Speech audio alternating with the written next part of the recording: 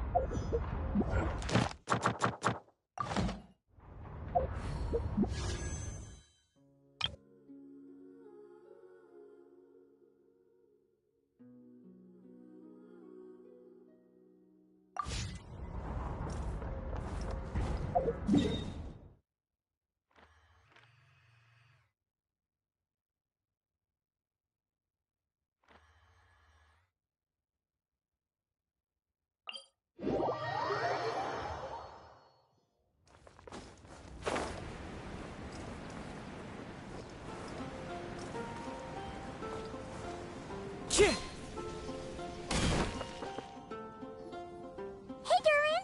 Any more clues for us? We're all set for the next chapter. Yeah, I was just about to come find you. Let's see what it says.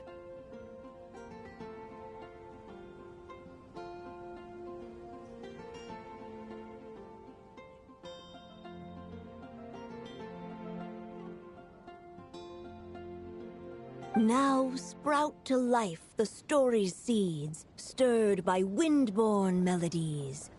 Then on that breeze the music leaves, fading into distant memories.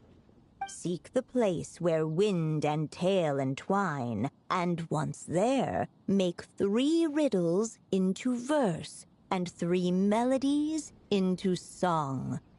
For in poetry and song will this story start to blossom. Come on! Another riddle? All that talk about wind and melodies? What do you think the answer could be?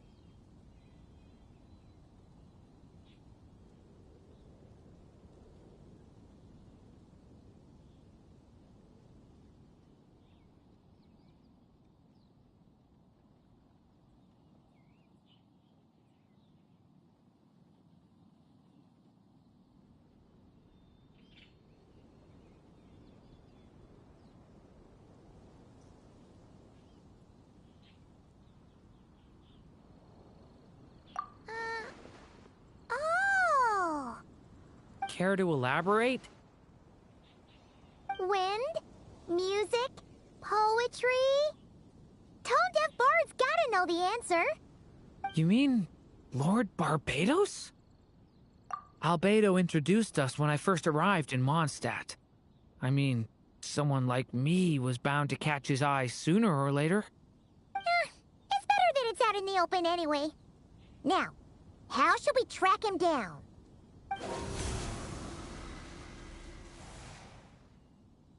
I'm pretty sure he's already caught wind of what's going on here. Why don't we just see where the wind takes us? Right. He definitely makes it easy to forget he's a real god sometimes.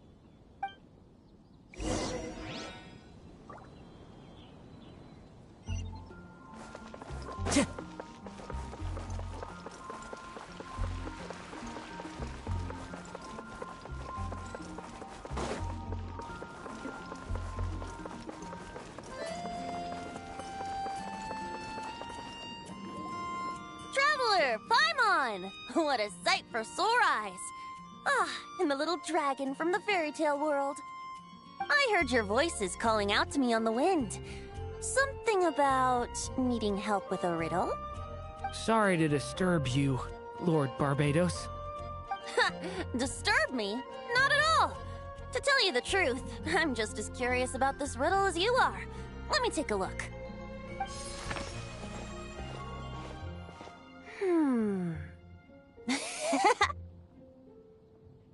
What is it? Did you figure out the answer? 3 riddles and 3 melodies. That sure takes me back. The answer you seek lies hidden in memory. Looks like running to Tone-Deaf Bard was the right call after all. Long ago, those mages came to Mondstadt, seeking to test their strength against mine. But I replied, let us make music, not war, and resolve our conflicts through song. So I strummed my lyre and sang them this verse. O wind, welcome now, my guests. Pass through verdant leaves unseen, where shape your formless self may take, and offer up a graceful scene, a fleeting gift for welcome's sake. Leap at the edge of a sea of clouds, where land meets sky and sky meets ground. There frighten off the noisy crowds and bring my guests a calm profound. Fly beneath the stars up high, where mortal noise is swept aside, that my dear guests with starry eyes may share the dreams they hold inside. Now go to where I vowed to keep a quiet spot for them to sleep. No clash, no contest bars the way, just tea and mirth to fill the day. There you have it, the 3 melodies. As for the answers to those 3 riddles, I trust you can guess them by now. The woods, the edge of a cliff, and the sky? Correct! Funnily enough, your mother was also the first to solve it, all that time ago. There must be some kind of special rapport between those who write stories and those who sing them. The woods, a cliff, and the sky. Oh! So that's where it is! I suppose the spot that answer points to is where you're headed next. You should know, after solving my riddle, the mages even accepted my proposal and made that location their official meeting spot. And going by what your book is suggesting, once you found it, you might want to try playing the melody I just shared with you. Guess you can be pretty reliable when it counts, huh, Great Animal Archon? Thanks for the help, Lord Barbados. Still got questions for me, huh? Yeah, you must have read countless tales in your time, being a wandering bard and all. In your experience, why might an author consider a story unfinished? Unfinished? Well, I guess if there's something left to accomplish in the story, or, oh! If the last line goes, "To be continued." Huh? Wow, your helpfulness lasted for like 1 second. In all seriousness, I would think the answer to that question lies in your mother's story itself. It's not my place to pry any further. All right, then. We should get going.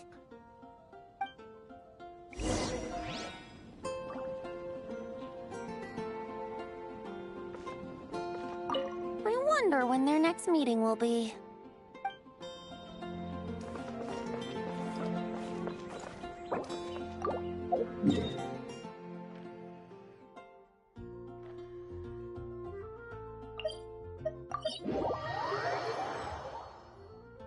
Okay, we're here! Now, we just need to play the 3 melodies, and we should be able to gather the memories for the next chapter, right? A musical performance? Out of all the things Miss Lisa has taught me, that's the one I'm worst at.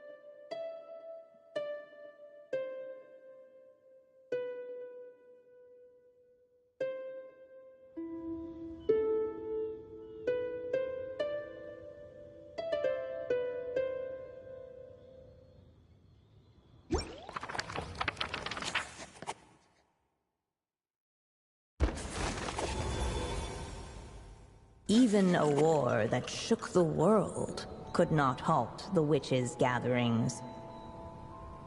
Yet even so, with the passing of time, 3 of their teacups no longer came to be set.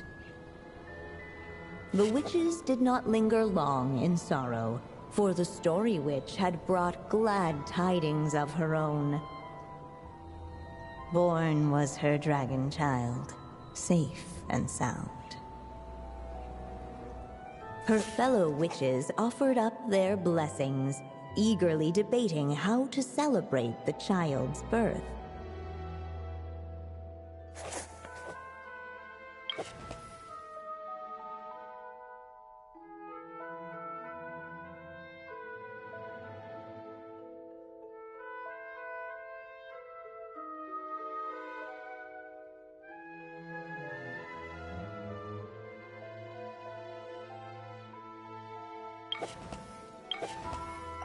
In the end, they settled on the sweetest candy they could find. After all, what could be sweeter than the arrival of new life? And so, the witches' gathering turned into a birthday celebration.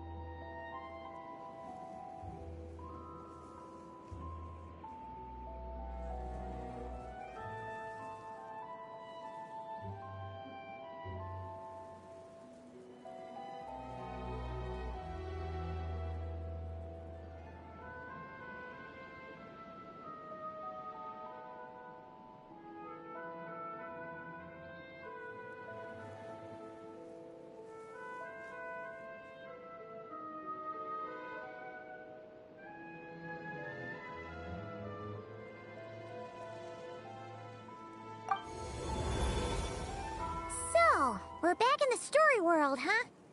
As if from nowhere, new guests appeared at the witch's table. Perhaps they too had come to celebrate the dragon child's birthday. Yet while everyone else was busy thinking about what kind of gift to offer, these three seemed to have come empty-handed. Hardly the recipe for a warm welcome to a birthday party, now is it? A gift? Hey! What's this all about? We only just found out this was a party! While the guests voiced their complaints and grievances, perhaps they should have been wondering what kind of gift to give instead.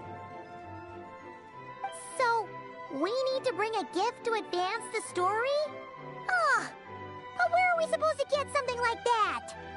Perhaps it would be a good idea to have a look around. Why didn't you just say so?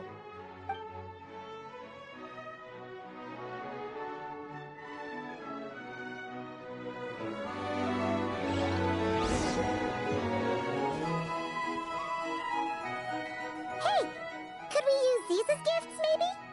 At last, the guests found something to give the dragon child. Guess that's a yes then. Which one should we go for? Still, the guests wondered what kind of gift might the little dragon really want. Should they put a warrior's sword in his hand and send him out on an unstoppable quest to save the world? Or perhaps a wandering hero's slingshot and the promise of a life of endless, uncharted adventure. Or maybe even a scholar's tome and the chance to take on all the world's unsolved mysteries. Okay. Wow. That's a lot of pressure all of a sudden. Oh yeah! Technically, we're actually picking a gift for you. So, which one would you prefer? You want me to choose? Wow, this feels kinda special. How come? For as long as I can remember, I've spent most of my time living in the stories my mother created. I always thought my mother had everything written out for me already, just like the toy figures in Constellation Metropole. What I wanted to do with my own future. Huh. That's something I've never really thought about. What did I want back then? This is the first time I've ever asked myself that question. Sounds like this is the perfect opportunity to answer it then. It's been a while since you left Simulanka, and after everything that's happened, it might be about time to start thinking about your future. Then let me give it some thought.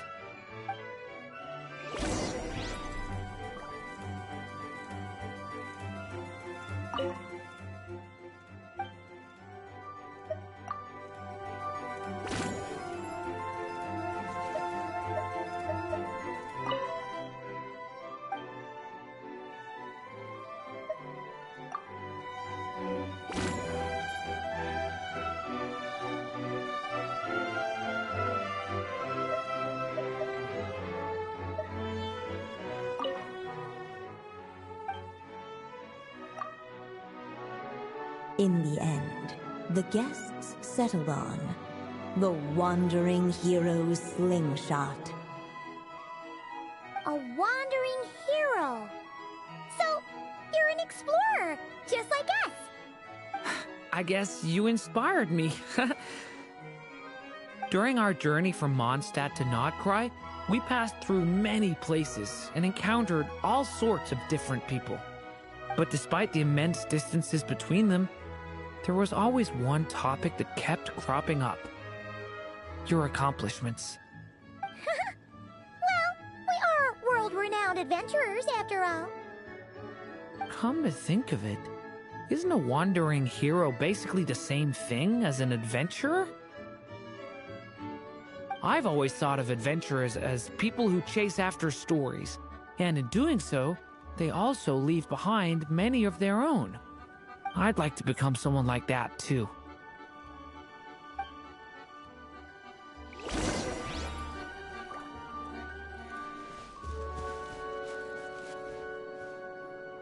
Alright, they should let us in now that we've got a gift, right?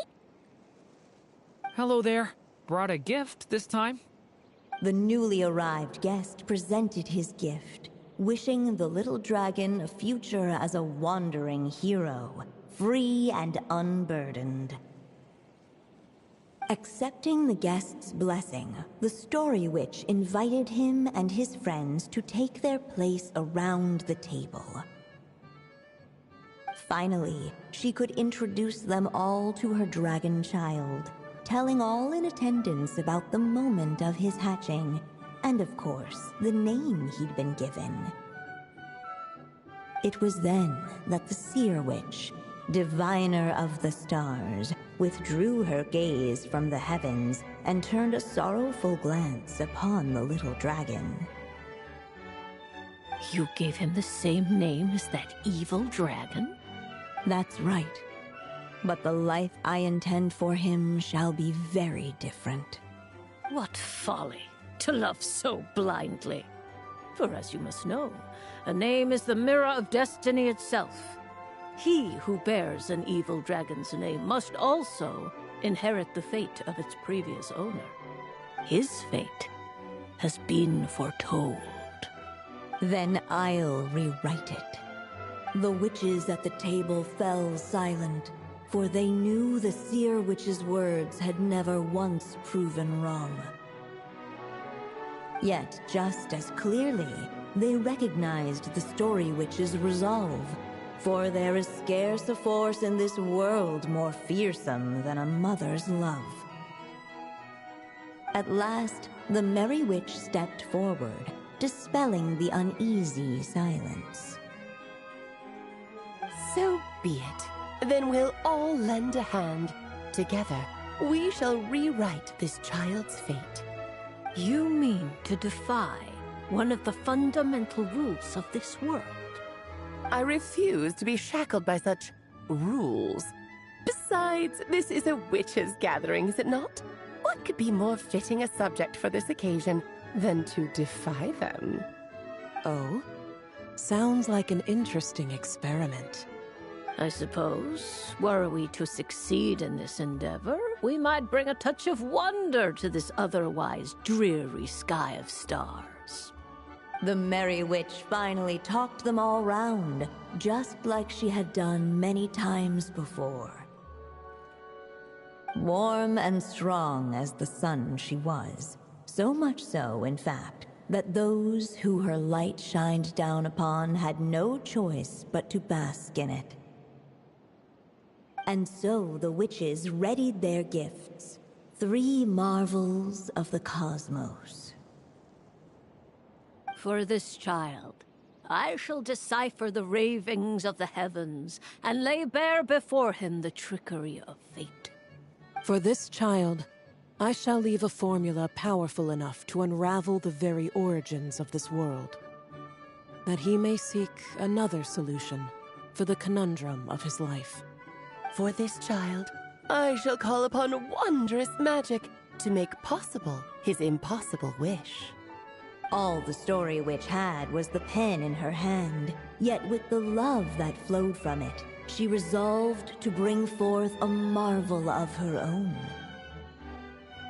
For this child, I shall leave behind the last story I will ever write, and with it, a path to an ending yet untold. With the witch's blessings given and received, the little dragon's fate at last began to turn. In the midst of the dragon child's birthday celebration, the Seer Witch proclaimed her prophecy. The child had been given the evil dragon's name, and with it, the burden of its fate. But hearing this, the story witch vowed to rewrite it all, for such was her love and resolve. And so the other witches offered their gifts in turn, marvels as rare as any in the cosmos. Together, they sought to test one of the fundamental laws of this world, in part to support a mother's love, and in part to sate their own curiosity. Oh, and I almost forgot. Our new guests came bearing blessings of their own. Who knows? Perhaps this extra spark of life might be all the little dragon needs to change his fate.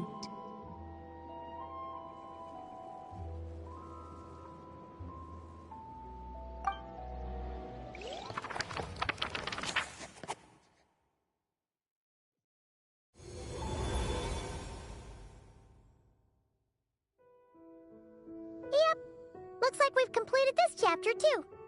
Those witches in the story were the mages of the Hexen Circle, right? They sure seem to care a lot about you, Durin. But, Paimon kinda had trouble following their conversation.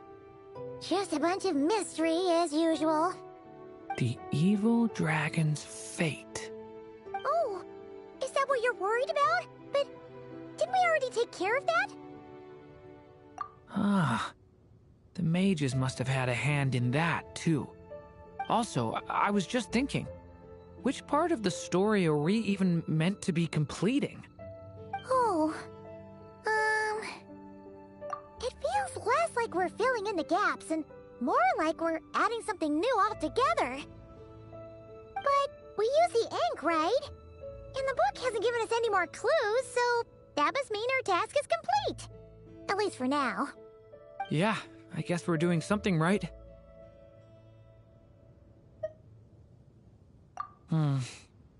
Maybe I'm overthinking things. It's just...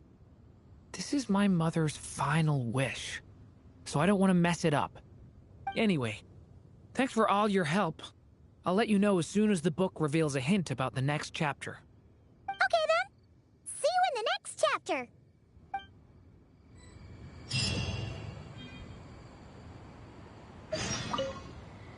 I think I'm gonna stick around, take my time reading through this book. If you feel like jumping back into the story, just come find me.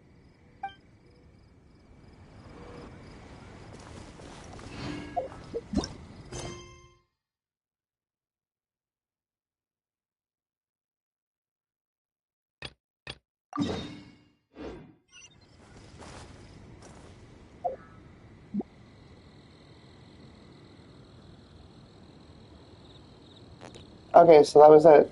Till tomorrow.